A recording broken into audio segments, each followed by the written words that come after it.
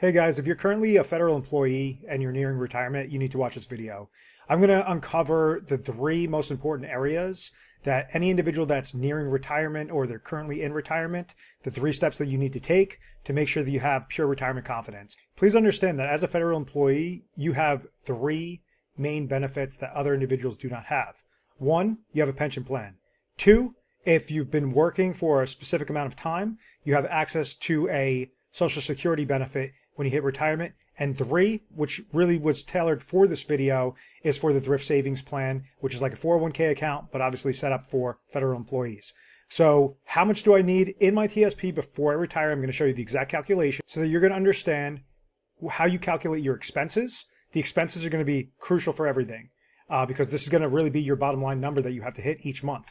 Second is going to be your assets. So not just your thrift savings plan assets, but let's say if you got set up in a traditional thrift savings plan, or you set up a portion of a Roth thrift savings plan, or maybe you've accumulated dollars in a Roth IRA account outside of it, or a brokerage account. Let's say you sold a house, sold a business, whatever that is, how those non-qualified money. So all these different things of how they're taxed and how that correlates to your overall retirement picture. And then third, the most important method which really brings everything together, which is known as the PIG method. PIG stands for payments, immediate, and growth. And I'm going to show you how the PIG method is the absolute key, is the trick to making sure that you have pure retirement confidence. Make sure to grab a pen and pencil, write down information, take down notes at any point in time. If you want to schedule your free connection call, this is specific for federal employees. You'd simply call the number on the screen, 1-800-566-1002, or you would schedule a link through the calendar link that will be embedded in the description of this video. Let's get started. So step one is understanding what your number is. And this is not a number of just saying, I have $2 million of retirement assets. I have,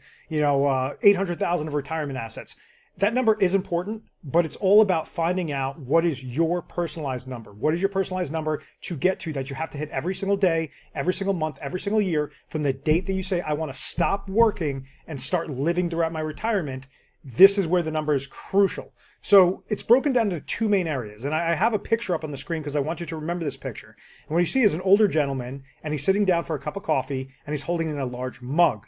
The mug is also on top of a bunch of papers that I want you to think of the word debt. So mug, these are your required expenses. Mug, M-U-G. It stands for mortgage, utilities, and groceries. When somebody is no longer working, they need to make sure that their house payments are covered. And that means even if, let's say, you no longer have a mortgage, but you're still going to have property taxes or anything that's related to the house and any of those sorts of expenses. So you want to calculate how much is it going to cost me every month for my household related items, such as my mortgage, such as my property taxes, different things like that, to make sure I could calculate that and hit that bare bones minimum. The next step is utilities. This could be utilities such as through your home, or it could be additional utilities, such as, your cell phone bill, your cable, your water, some of your car maintenance. You can even throw that underneath utilities. So that's M, mortgage, U, utilities, and then G is going to be groceries. Obviously, you have to eat. So this is not necessarily your groceries every single week, every single month, but how much is it going to cost you to eat for you, your family, you and your spouse to eat every single month from the date that you retire until date of death, as morbid as that might sound. So MUG, mortgage, utilities, and groceries. This number has to hit your required expenses. Required when all else fails, rather than go and try to splurge and dine out and do all this different travel, which I'll go over, and that's going to be in the debt section. This is your bare bones minimum. This is exactly what I need to hit. So mortgage, MUG, basically obviously spells mug. So that's going to be your required expenses. Next, we're going to go to your ancillary expenses. When an individual retires, they want to live with pure bliss, with pure happiness. Well, that's not going to happen by just being frugal. So you also want to spend some money in retirement. You want to enjoy your retirement. So this is where the ancillary expenses come in. These are more of your wants. So required expenses are your needs. These ancillary expenses are more of your wants. So what I did was I created the acronym of debt. So think of it like just like the image that shows a large mug on top of a bunch of papers. Think of those papers as bills. That's going to be your debt. And debt, D-E-B-T, stands for dining out. So this is going to be anything above your groceries and your, step one mug. Dining out. If let's say me and my spouse, we want to make sure to go to a nice dinner at least once a week, at least, a couple times a month, whatever that case is, make sure to tally that out and calculate that. Maybe it's only going to be a couple times throughout the course of the year. But, each to each their own. Each individual is going to be a little bit different. But D is for dining out. The E is going to be for entertainment. Maybe you are a concert junkie and you want to make sure that you're, constantly going to the best concerts in town or different plays. Whatever entertainment is to you, that's what I want you to incorporate for that related expense, for the under the debt and the ancillary expenses. The B is going to be more for the females that are watching this, for your beauty. So this is going to be for, let's say if you want to get facials, you want to get your hair done, manicures, pedicures, different things that you want to still stay consistent throughout retirement, not have those stop. That's where the the B in debt is going to come in there for beauty. And then T is going to be travel. So this could be, different things to different people. This could be traveling internationally. Hey, I want to visit Italy. I want to visit, France, Egypt, whatever that is. I want to make sure that I'm at least, hitting these bucket list items, or I want to make sure that, I'm taking the grandkids on a cruise, every year, like clockwork or a couple of times throughout the course of the year. So whatever this is, whether it's an annual expense and you want to basically divide that by 12, or it's more of a monthly expense, you want to make sure to incorporate that. So I hope that all this makes sense. This is really the crux of everything, because these are the numbers, the number that you need to hit every single month, every single day from the date that you retire, that you stop working, stop receiving that, occupational income until that date of death. So, be mindful of what this number is, write down pad and paper, and then we're going to get to this next step. So you want to basically take your mug, take your debt, add those up, and then that's what your monthly target's going to be. The second most important step is understanding where your money is. So this is broken down into 3 main categories. It's going to be taxable accounts, tax-deferred accounts, tax-free accounts. The ultimate goal is to try to leave as much money in that tax-free bucket. If you can have everything in the tax-free bucket, obviously it's going to be gravy on top. And reason being is because when you're working or when you're collecting monies like through tax-deferred accounts, so we're going to use the example of a traditional thrift savings plan. What was going on with that sort of account? Anytime that you were placing dollars into your traditional thrift savings plan, you were getting a tax deduction. So as an example, if you made $100,000 in a given year and you put $10,000 that year into your thrift savings plan, it would show as if your adjusted gross income would be $90,000 at the end of the year. Those monies were pre-tax qualified retirement account monies. So it wasn't that the government was so nice and say, oh, we're going to give you this nice tax deduction. Well, the government and Uncle Sam, they understand they need to get their money back somehow. So this is where, when that bucket is nice and fat, right before you're going to hit that retirement stage, whether that's in a traditional IRA, traditional thrift savings plan, any dollar that you're pulling out of these accounts is going to be taxed at ordinary income, meaning whatever your effective tax rate is at that point. So based on the amount of monies that you're pulling from that, so if you're taking monies from your pension income, you're taking monies from your traditional thrift savings plan or traditional IRAs, that's all going to increase the amount of taxable income, increase your potential tax bracket, and then could also translate to different things such as IRMA-related taxes, which is a type of Medicare-related tax, or known as an IRMA surcharge. It could impact how much of your Social Security income is going to be taxed. So there's a whole trickle-down effect. Now, so that's going to be the tax-deferred triangle. So I want you to look at this as this triangle. So there's ways on how you could take monies from your tax-deferred accounts and set up something known as incremental Roth conversion. So basically what you're doing is you're taking the tax-deferred monies and you're incrementally transferring them over into tax-free related buckets. You have things known as Roth IRA accounts, which you can do Roth conversions. You also have some things known as 7702 plans, which allow you to take distributions and then put into those 7702 related accounts. And at the end of the day, all that means is when it comes time for retirement, if you're taking monies from a tax-free bucket, those monies are not going to be taxed. It's not going to result in you having these other areas of taxation. So you could potentially receive pension income. You could receive tax-free Social Security income if you're underneath a specific cusp. And you could also be receiving tax-free ancillary income from your retirement accounts as long as they're set up in a tax-free manner. And then lastly, the taxable, the non-qualified, the brokerage account. So these are money in your savings accounts, your checking accounts. Let's say if you are nearing retirement or you're nearing retirement, and you say, okay, I have this large house. I just want to downsize. So maybe you sell your house for $600,000 and you and your spouse purchase a new house for $300,000. Well, now you have your excess $300,000 sitting there. That's not going to be sitting in a tax-deferred account. That's not going to be sitting in a tax-free account. That's going to be sitting in something known as a taxable account. So those monies could be taxed through interest, dividends, and capital gains, and that could also increase your taxable income throughout retirement. So the main trick throughout retirement is to try to squeeze as much juice from your accounts as possible and leave the least amount of money to Uncle Sam, to the IRS, and you're doing it in the most effective and efficient way. So we understand step 1 is going to be understanding what your expense number is. Step two is understanding where your money is. So now you take this inventory of where your dollars are and whether this is going to be sitting in tax deferred buckets, tax free buckets, or taxable buckets. And now we're going to move on to this step three, which is the crux of everything. This is the most important aspect, and it puts everything together.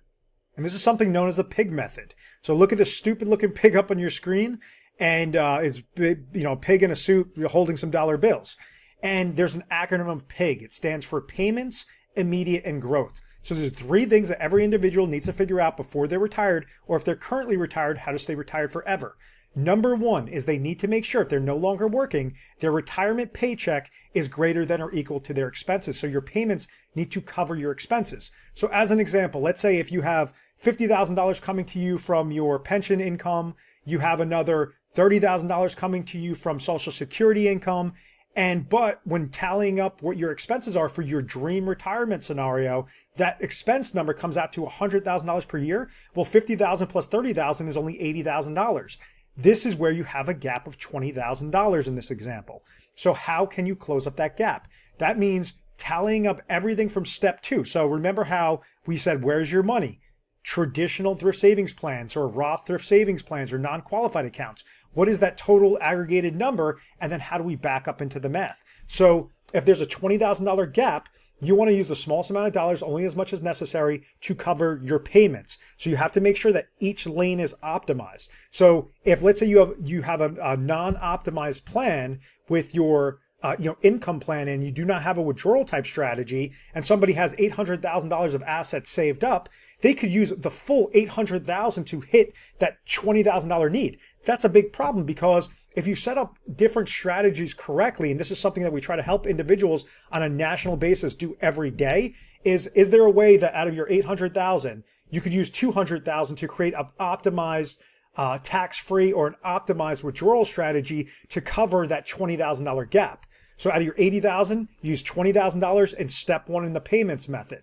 Now you have $600,000 remaining that now you could cover for step two, immediate, and step three, growth related needs. So the immediate needs, these are your emergency needs. This is your oh my gosh moment that says, okay, you know what? If a tree falls through my house, I need to make sure to pull some money at the drop of a hat. So these are going to be dollars that you're typically not going to have invested in the market. They're going to be super liquid, such as your checking, your savings. And rule of thumb is that you want to have anywhere between about 6 to 12 months of what your expenses are. You want to have that into some sort of liquid account to be able to pay for that emergency need. So this could also be, hey, I want to make sure that I'm paying for my child's wedding. And I know that once I hit retirement, that's when they're going to be around the age that they're getting married. Or maybe I want to make sure to pay for a grandchild's, college education or my own child's college education. Whatever that situation is, you just want to have some liquid cash available and make sure that you're segmenting your dollars into that short-term need so that you're eliminating a lot of risk in that so that you're getting a return of your money back as opposed to trying to risk it, get a return on your money. And that's what brings me now to step three. And step three is going to be the growth. So let's say in the example of an individual had aggregated assets of $800,000. Step one, maybe they only needed to leverage $200,000 to accomplish step one payments. Step two, immediate. Maybe they only needed $50,000 to cover step two immediate related needs to have in that liquid related account that they could pull monies from at the drop of a hat. So you have step one, payments are covered. Step two, immediate is covered. So now you add that $800,000 that you originally started with, you have $250,000 that you've used, smallest dollars only as much as necessary for steps 1 and 2. This now will leave $550,000 in the growth related needs. So now this is where you could have fun with your dollars. This could say, hey, you know what? I want to leverage speculative investments or I want to be super aggressive in the market. If the market does well, excellent. I'm going to take a lavish vacation this year. If the market does poorly, okay, then maybe I'm going to scale back a little bit. But with the growth, with this growth related lane, it's not going to subject you to retirement failure because you had your retirement successes built on your payments and your immediate need. So the growth is really just that cherry on top. Those are those ancillary dollars. Those are those fund monies.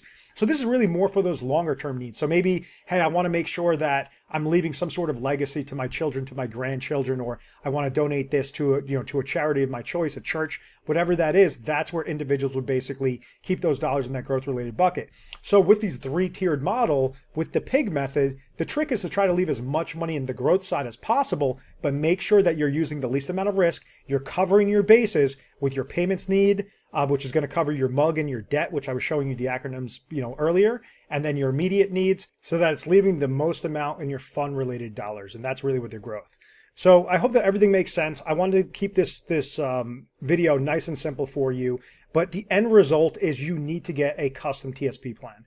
This is something that we have advisors. You could call our 1-800 number. It's 1-800-566-1002. You could ask to speak to myself, Derek Afasi, the owner of Afasi Financial Group, or just simply reference this video. And this is a free 20-minute connection call. So we'll go through how to customize your TSP plan, what are some of the benefits off of what you're doing right now, what you're trying to accomplish, and then really see how wide that gap is. Based on how wide that gap is, there could be areas that we could show you of improvement. So really showing you, okay, what's the optimal strategy to trigger your pension income as an example, or leveraging that Social Security supplement, or leveraging your Thrift Savings Plan and making sure that you're rolling over portions into customized IRAs or doing Roth conversions. So you're tackling your tax planning, you're keeping the most amount of dollars in your pocket and the least amount to the government, to Uncle Sam. So you're able to utilize those dollars for pure retirement bliss. Step 2 is reducing market volatility. And then step 3 is just making sure that you're adding onto your income plan. Remember, like I mentioned from the very beginning of this video, you guys are at a pure advantage for being a federal employee. You're at a pure advantage much more than the private sector because you are offered pension income. You can receive a Social Security supplement, and then you have that tertiary, that three-legged stool of the Thrift Savings Plan. So make sure that you do not leave this to chance. Get professional help. Feel free to give us a call, or you could simply click on the link, the calendar link that's embedded in the description of this video. Thanks so much, guys. Look forward to speaking to you soon.